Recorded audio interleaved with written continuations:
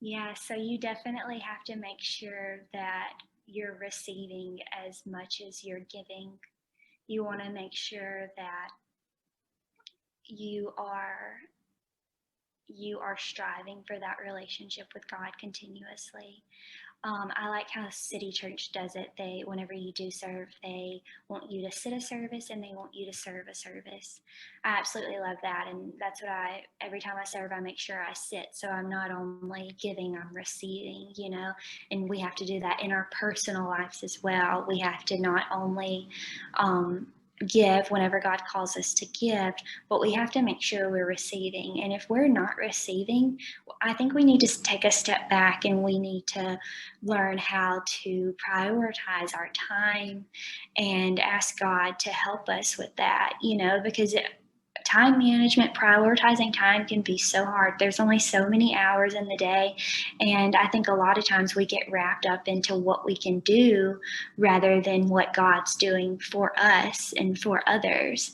And I think in order to get out of that, you have to look at what God is doing for you. And then once you start looking at what God's doing for you, then you can start looking into what He can do through you.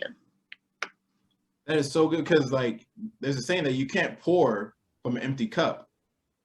But the way I look at it is like, if I'm giving, if I'm serving, I was never supposed to pour from my cup.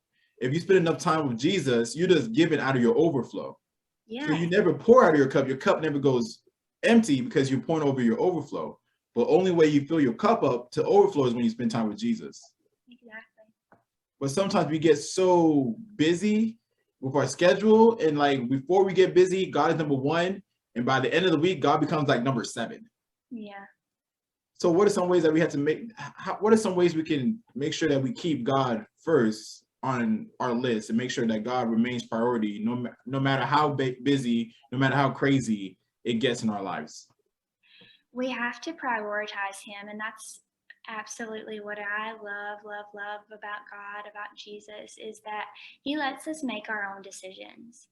Everything's our decision. He gives us the tools that we need, but ultimately it is up to us to make that choice, to make that decision.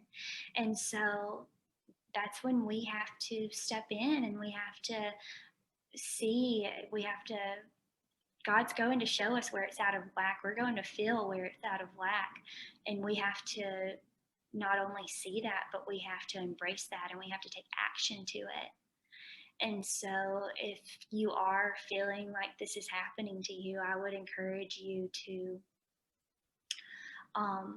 maybe write it all down. Write down what your priorities are, and then figure out times and places where you can put God in, and make Him first. I like to have my time with Him in the mornings because it starts my day. It's a great start to my day. Some people like to have it at night. But whatever that is, making sure that comes first, and then you can start serving and you can start pouring into other people.